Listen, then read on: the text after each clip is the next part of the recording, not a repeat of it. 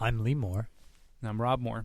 And this is the Chinese Literature Podcast. Rob, we've got a guest today. Who is that guest? Brandon Falls, of many other of our endeavors here at the university, but most recently doctoral student in the sociology department. Welcome, Brandon.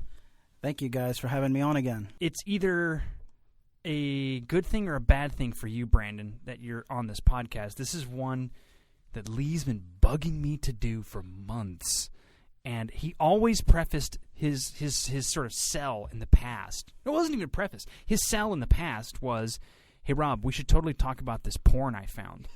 Now, I think even you, Brandon, I think you would have to agree that's not really much of a sell, right? At least it's not for me. Definitely not for you. I remember we were talking about this Saturday night, and you were talking about how Lee had been trying to sell you on this. And then the next day, Lee sends an email saying, like, we're going to reunite the band. And talk about porn. And then Brandon was like, I need to check with Yeah, I think Rob he was on using this. me to kind of get to you to do this. So in all fairness, we have to set the record straight that Rob was coerced into doing this. I was coerced. Well, what happened was that Lee broadened his sell from let's talk about porn to let's talk about this pornographic story. That is one of the source texts for the Jin Ping Mei, which is one of the classic works of Chinese fiction. We should point out here, this is not only a source text for Jin Ping Mei, but it's also one of the first pornographic works in all of Chinese fiction. This is written sometime in the 16th century, possibly around the time that the Ming Emperor Wu Zong died, which he died in 1520, 1521, something like that. There was a debate about his death. He did not have any male heirs, and there's this question about legitimacy and who has the right to rule. And that's critical to the story because it's all about whether or not Wu Zetian, who is... So we're talking about the story being written in the Ming Dynasty, so around 1520s, something like that maybe. But it goes back to the Tang Dynasty. Wu Zetian she had her own dynasty in the 690s, I believe. There are all these questions about legitimacy and gender and rulership that this story gets into. But before we get into it, Rob, would you mind just kind of giving a brief summary of the story? Like, we say this is pornography, but it has a real plot to it. Yes, but it is still porn. This is going to be one of my sticking points throughout. Is I'm afraid that Lee's going to try to position this as great literature. It's porn. But as Lee mentioned, the story is, I was about to say, based on the life of Wu Zetian, and it's only kind of based on the life of Wu Zetian. It's more based on the popular rumors about Wu Zetian. So Wu Zetian was the consort and then wife of an emperor in real life, took the throne forcefully, kept it for a while, and then lost it, as many emperors do. This particular story charts her rise and then charts the rise of her partner in the story, a guy named Alzhal, who is described as having a very white face. He's 7 feet tall and has a gigantic, and I'm going to use the English translation, meaty implement, which is that's an amazing translation. It really is. It captures a lot of the, frankly, crude, graphic hilariousness of the Chinese. Anyway, the Empress cannot ever be fulfilled sexually by anyone around her, so they find out about this guy. They bring him in, and a large bit of the rest of the story is just their sexual encounters, which grow increasingly violent. She goes from being the one in power to the one being submissive. And by the end of the story, Alzhal, instead of just being this reluctant sex toy, informs her, look, the empire's falling apart. I'm a part of that. So either you end this, or basically I'm cutting my meaty implement off, and starts doing so until the Empress stops him and essentially abdicates, or is made to abdicate, in favor of her son, whom she has pushed to the side. So he takes over. So effectively this former sex toy becomes the savior of the Tang Dynasty, and then sort of disappears. The new emperor wants to reward him, but he just sort of, shuffles off into anonymity. And here I think it's fair to call him a sex tool rather than a sex toy. That's a good point. To kind of maintain some parallelism to the meaty implement. So before Lee got here, Brandon, you and I were talking about the story as you were letting me know again why it isn't just this annoying bit of porn, but actually very interesting. when you were reading it, you caught some things that, even before you knew what the story was really about, made you go, aha, I think I see where this is going. And one of them was Altal and the fact that he has a white face, which, what got you going with that? Well, I think it's fair to preface this by saying that Lee just passed this wonderful piece of literature on to us a couple days ago, and I knew nothing about it. I kind of had an idea. You knew it was porn. I kind of had an idea. I knew it was porn, but I didn't know how the characters would play out and what was going to happen. So after they introduce Wu Zetian in a few pages, then suddenly Altal is introduced. Within the first few lines, he loses his family. He's just all alone in the world. He's 7 foot tall, and he has this big meaty implement. But it's the way his face is described, and they say he has a small white face, which I just know from living in China that 小白脸 pretty much means that it's a sex toy of a rich woman. And I know that's kind of current or modern parlance. I don't know if this stems back to like Ming Dynasty everyday language, but I have to assume that it does. And even if it doesn't, when I read it as a modern reader, I felt that he was going to be this sex toy. Well, and I really do think it probably does stretch back at least that far, because a lot of this story functions with stuff that just isn't explained. The names of clothing. There's these elaborate names for like a 9 jade belt or something. And they don't really give any real history. They'll just mention things about Wu Zetian in such a way that you can sort of just tell that people are supposed to already know this stuff. So I'm betting this is a generic cue that the white face is something about which everyone goes, aha, I see where this is going. And it's interesting because the white face typically is a class issue. Like, he should be part of the imperial court or have some status, but they're clear to spell out that he has no status, that he has no family. He is a nobody. He's useless in society. He's a bare branch, if you will. In terms of, I know Rob hates my double entendres, but I think in terms of this kind of Chinese understanding of what family means, this giant penis is symbolic of his lack of status in some ways. It's or lack of kind of position in a family. He's just a branch that ends anywhere. He's nothing but a penis. I don't know if I'm reading too much into that. Rob, you mentioned something just a minute ago. And you were talking about how this story has all of these sort of inside jokes that there are just lots of things that don't need to be explained. But there is one thing that does need to be explained that a contemporary reader probably wouldn't have to have explained to them. Brandon, do you remember that part? The cervix? So we're talking before we got the podcast started about just an interesting part that stuck out to me when I was reading. And so there's a lot of sexual description in this story, and we're not going to go through all of it. But I'll just read this one line for you. And this is in the moment where Altal is trying to like reach deep within the Empress's yin. Oh, that sounds terrible. That's exactly what it sounds like, just for those of y'all who don't understand Chinese. And again, listener, this is porn. So one of the interesting parts is, as Altal and Wu Zetian are getting to know each other very well, as their relationship becomes much more 密切 or closer, there's this line that really just stuck out to me, and it says, "At first, Altal didn't know that he was going to ejaculate, and he thrust forward until his chauri handle penetrated all the way to her cervix. The cervix is the innermost recess of a woman, and its flesh is like a flower pistil, enveloped by a calyx beginning to frondesque." And I just think that's interesting because it's rare when you're reading this literature that that the next line will kind of explicate or kind of define what that term is. And so I think they're in some ways trying to educate the audience of this specific biology. This is the only point in this story where that actually happens, right? I think so, yeah, for sure. So one of the things you're talking about explicating the biology, we have to think about the time that this was written in, 1520s maybe. This is a period where Chinese publications are just kind of bursting. There's all this money flowing around in China. There's a bit of a Chinese renaissance going on. The money is coming from the Philippines, which is actually coming from large amounts of silver in Mexico. And what's fascinating is some of that is manifesting itself in just kind of things that weren't talked about previously are now talked about. And that includes porn.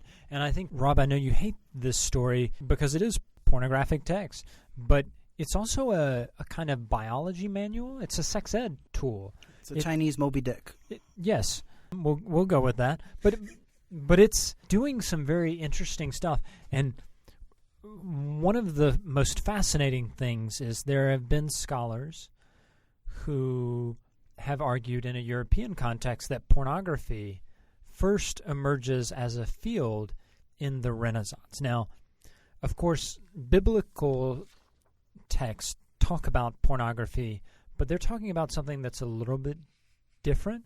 But pornography is, to a certain degree, a discussion of the sensual. It's a discussion of the senses and placing the senses in prominence over like spiritual text. And I think something like that is happening here.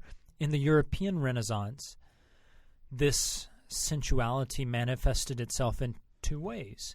One was pornography, which is increasingly being published in the 15th, 16th, 17th century. And you see that coming out in France with the libertines. The other branch of that is this emphasis on science, which science is essentially saying, we're going to stop using these old books as authority figures. We're only going to place importance on what we can sense. So science emerges out of the same sorts of ideas that pornography does. I think the problem I have with that is that porn is not simply sensual. I mean, the argument there makes it sound like you can put hardcore porn on the same trajectory as the balcony scene in Romeo and Juliet, right? But what makes porn work is the voyeurism involved. It's not simply that there's the senses, it's the sense that I'm watching something that I shouldn't be watching and no one can see me doing it.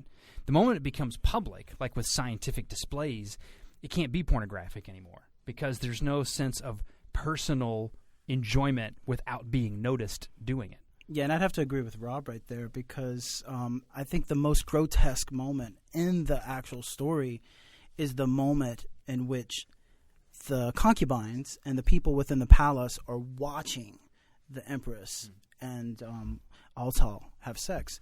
And so it's like we as readers, or let's say a 15th century reader, is reading about this sexual story. And then on top of that, there are concubines and people within the palace watching this sexual act. So I think I'd have to agree with Rob there. So we see in Jin Ping Mei and in a lot of other pornographic texts coming after this that sex is something that's done to a certain degree in public. I mean, this is certainly true for royalty in Europe, that they didn't expect a moment to be private ever. And in Jin Ping Mei, you always have servants who are lurking around the household. So we're always watching other people watching these sexual episodes. The response to that I would have is that, at least in Chinese traditional culture, there's a notion of containment, by which I mean the household is supposed to be something that is closed off. No one's getting in, no one's getting out. That's just a closed, sort of almost a box. And in a lot of Ming Qing short fiction, the moment you know when the story's about to go wrong is when, like in the classic story, the Pearl Shirt, the wife opens a window to look into the outside world, and she is seen. And all of a sudden, you know, okay, well, this is going to go wrong, right? But that containment is within the household compound. So anyone contained in that household is a part of that containment. The reason that something like the Pearl Shirt gets a little, it doesn't ever get racy, but is because it's broken. Someone comes in from outside. And so what allows this story to be particularly pornographic is that, yes, there's servants involved, but the servants are a part of that sphere, that world. They're not breaching the containment. We're the ones doing that. And in Jin Ping Mei, I would argue it's somewhat similar. I don't know, you would know more about this than I would, Lee, but I don't know of any similar tales that have any kind of graphic pornography where it's very public, like not in a household, but like it's in public, or there's lots of people involved who aren't a part of the family at all. Because certainly I think for a lot of Western porn in particular, it's about these closed private moments that we're spying on. Brought up a good point that reminded me of a Chinese tradition called doing the month. And doing the month, for those of you who are not aware of it, is an ancient Chinese tradition in which after women give childbirth, they are confined or contained for 28 days. And it's a time today where it's seen that the body needs to recuperate, mothers need to kind of nurse the child.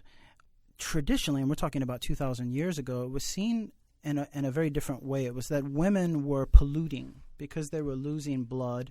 It was a very polluting experience for society and for the men in the family, so that they were basically contained outside of the household. And I'm talking about for like wealthy families.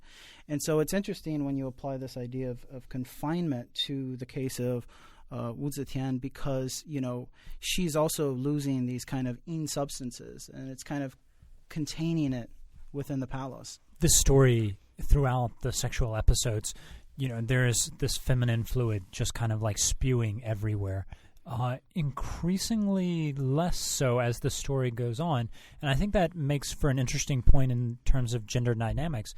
Rob, you mentioned this briefly in your summary, but there is this sense that Wu Zetian is losing her hyper-femininity as the story goes on, because Ao Cao is dominating her. And their sex gets increasingly hardcore and increasingly violent because he, as the man, should be dominating her. And that's orthodoxy in terms of this Confucian tradition.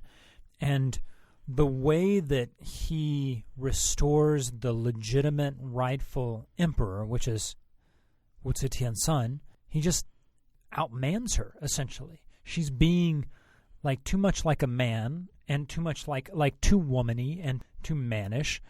He I don't know how to say this without like having to bleep it, but he just destroys her with his manhood. I think he out-yongs her. He out-yongs her, thank you. Yang being, of course, the male energy that is orthodox, and yin being the female energy, which is heterodox in Chinese tradition. Which leads me to a question I wanted to ask you guys today. When reading this story, do you think Wu Zetian is more yang or more yin? I think the danger that she is placing on the empire is that she's so flippin' yin. But there is an element of yangness to her. You're absolutely right. And I couldn't really figure it out. She is like, the danger in the story is this like rabid feminine sexuality that's threatening the empire. But there's something going, there is an element of yangness to it. I don't know that I had a particular reading on that. I do think it's interesting that this is, as Lee said, one of the first published, that we know of, pornographic texts.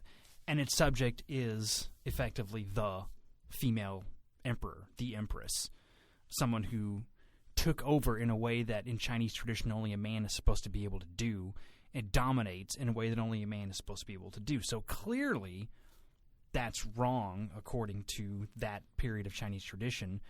How do you deal with that? Well, you can't really rewrite the history. What you can do is tell a graphic story in which she has to learn to be different. Like, you have to right the wrong historically in a story. And it's interesting because, you know, we mentioned this word of containment.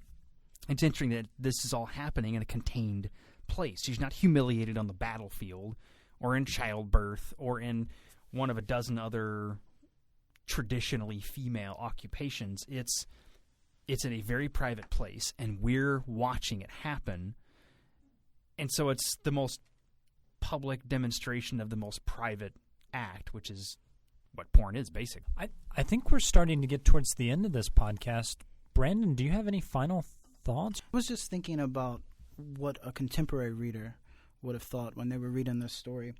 And I think, at least the way I read it as a contemporary reader, would be that it's just the yin gone wild or the yin gone wrong. But, you know... I'm looking forward to that video. But, you know, that's the funny thing about it. So, like, she's just this excessive yin, and basically Ao Cao is basically, like, draining her of this violent or polluted force, and that's how he basically overcomes her. But when you look at the story of how she enters this situation, and it was very common at this time that women who become powerful do so because they're concubines. And it's usually not the woman herself, it's actually the offspring, right? And they see to it that their offspring can rise to the throne. But it's interesting because the story kind of begins with Wu Zetian as a 14-year-old concubine. I wonder if a contemporary reader would have looked at this as saying, like, oh, this is just why yin shouldn't be so powerful. This is the problem of the yin.